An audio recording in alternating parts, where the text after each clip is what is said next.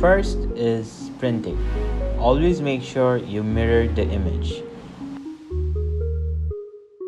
I always have this mask in bulk because we produce it for a lot of brands, so we make sure the shapes are perfect. It's hexagon, equally shaped mask.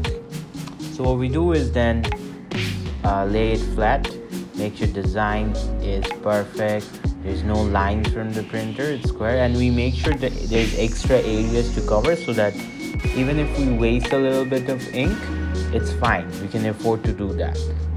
So then we align the mask nice and smooth. We don't use anything under the heat press because we only use this for the mask, and we use the following temperature, and boom, there you have a nice print of a mask. Now you might think there is a slight alignment issue. Yes, because I was actually focusing on the video, sorry about that, but I'll show you another one. So this is another thing that Trump said, and we thought this would be funny in a mask. So make sure you mirror the image, press it, and it's hot peel, doesn't really matter, it's sublimation, and yes, you have perfect mask.